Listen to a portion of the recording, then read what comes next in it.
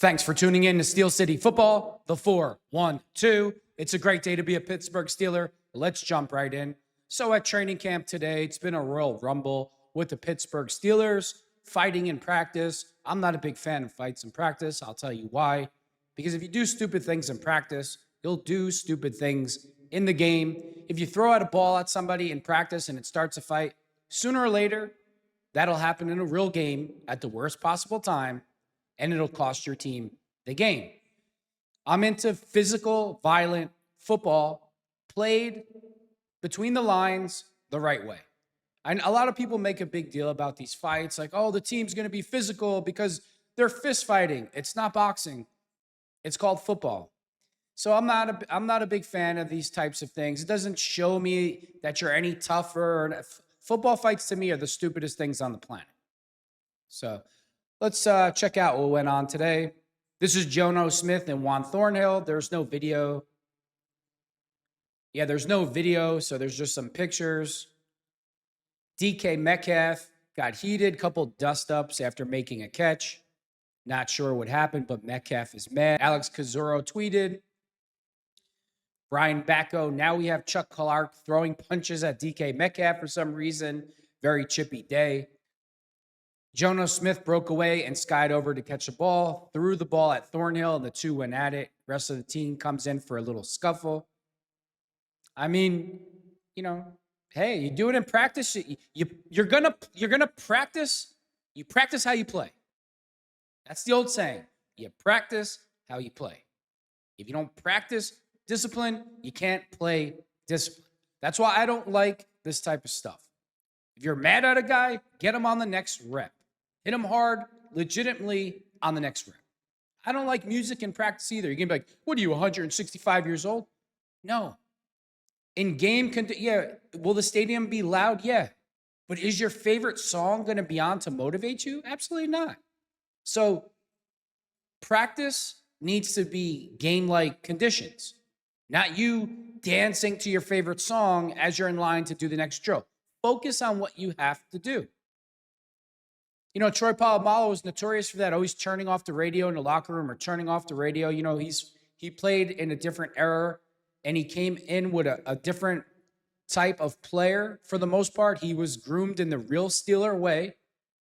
And, you know, I don't want to sound like a grumpy old crab, but I'm not a fan of music blasting in practice, and your mind has to be entertained the entire practice. No, you need to focus on your assignment, know what you need to do, and dial in mentally and physically. So, you know, this type of stuff is whatever. Doesn't mean anything. Doesn't mean you're going to be a good player. Doesn't mean you're going to play physical. To me, it just shows a lack of self-discipline.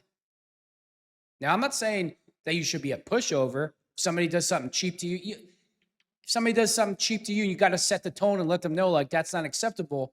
But you need to set that tone on the next rep. Like, yeah, do that again. Throw the ball at me again, and I'm going to take your head off on the next play. Dance. If I'm a defensive back and a wide receiver keeps dancing in practice, I'll tell him point blank, dance one more time. I can't really say what I want to say. Dance one more time. It's going to be a bad day for you. So make sure to buckle up your chin strap. That's the problem with the NFL, too. With all the wide receivers, you notice, they're all divas. They're all out of control with their mouths because they're not worried about getting hit anymore. You know, the league protects these idiots. You can't even hit them. They want you to play two-hand touch with them. You think in Ronnie Lott's days, there was receivers mouthing off? No, because they were scared for their lives. Rightfully so. We need to go back to that. It's called football. They're wearing NASCAR helmets. You know, this is why I can't stand Roger Goodell, not to get way off topic. I can't stand him. You know, we all tune into the game because it's a violent, physical game. All these guys know what they signed up to do. You can't turn football into something that it's not. It's not two-hand touch. It's not made to be gentle. Nobody in Pittsburgh wants to see that garbage. I can't stand Roger Goodell. And while I'm on the topic, Roger Goodell, he claims that he cares about player safety.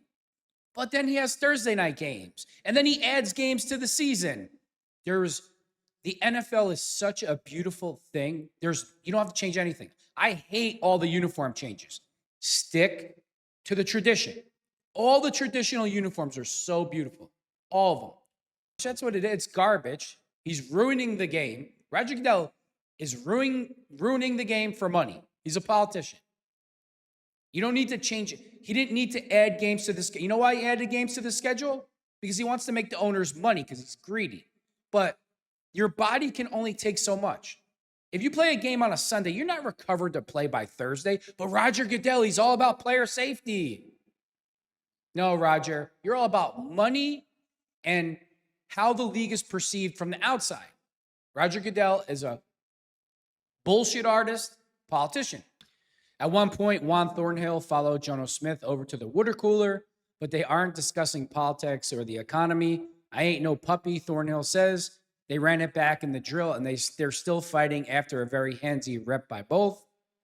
Aaron Rodgers is already helping DK Metcalf improve his game. Just the way I'm viewing the defense, Metcalf said via the Post-Gazette Sports. I'm looking at down linemen now, looking at the safety rotation, looking at my route adjustments, just all the little things that I maybe took for granted before, just trying to see the whole field at this point in my career, trying to see how he views the defense from his point of view. He's referring to Aaron Rodgers. This is the greatness of Aaron Rodgers. This is what happens when you have a master at quarter. He's a master of the game. He can confuse the defense, manipulating the play clock, making it difficult for the defense to time his cadence. He's a master. When you watch old Kung Fu movies and the guy comes out with the white beard and he's a master, that's what Aaron Rodgers is.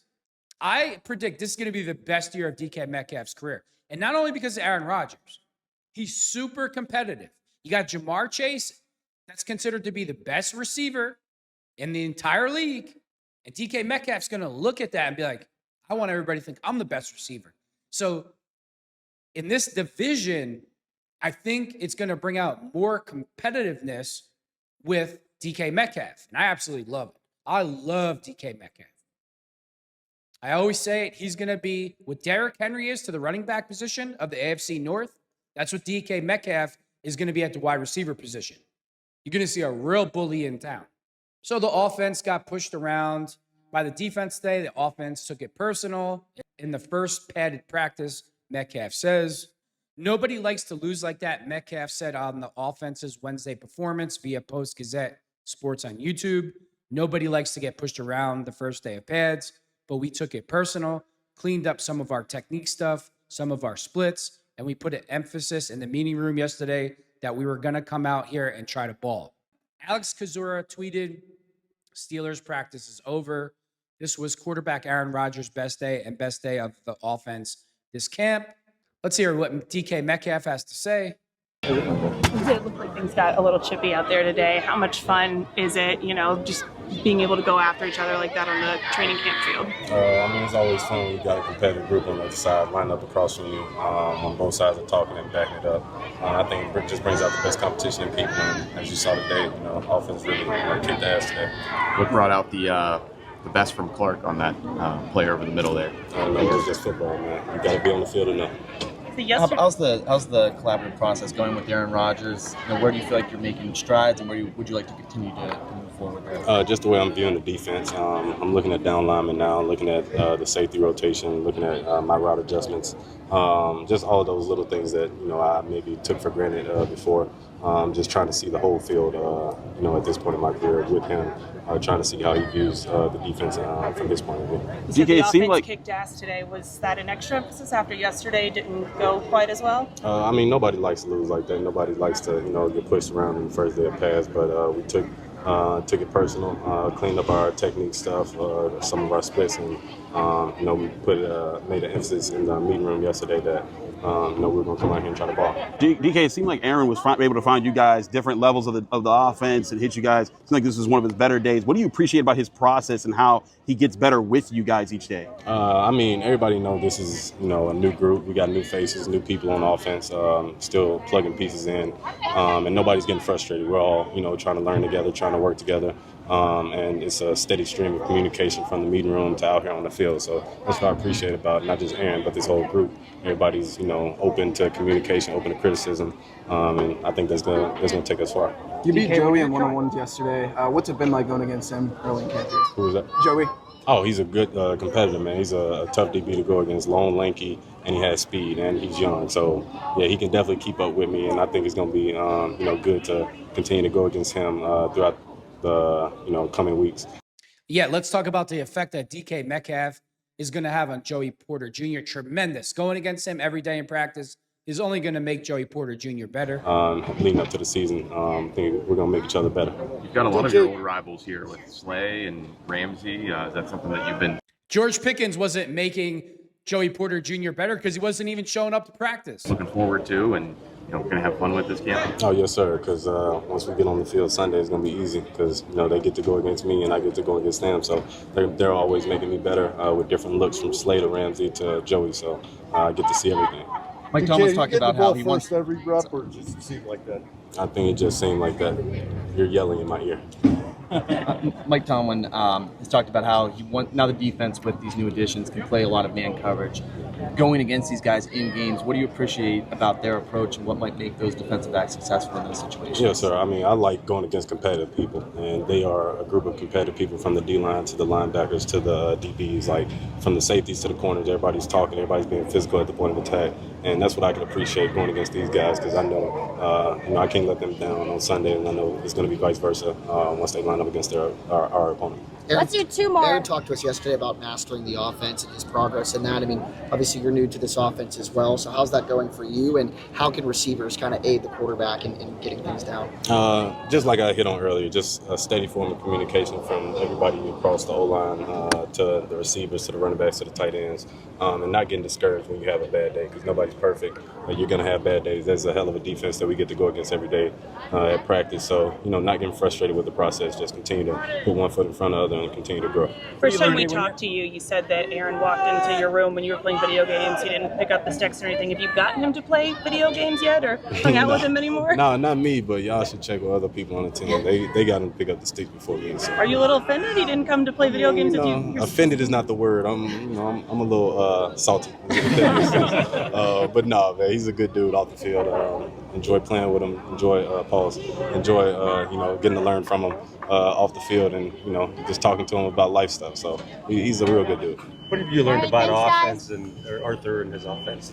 Kind of the way he wants things done.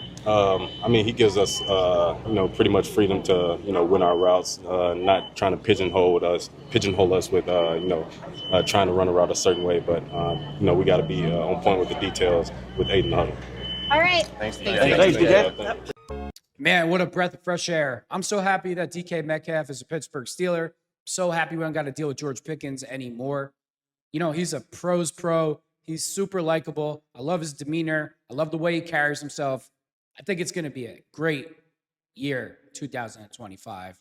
I really believe we're going to the Super Bowl and we're going to win it. I just really believe we're going to win the Super Bowl. Got a great feeling about 2025.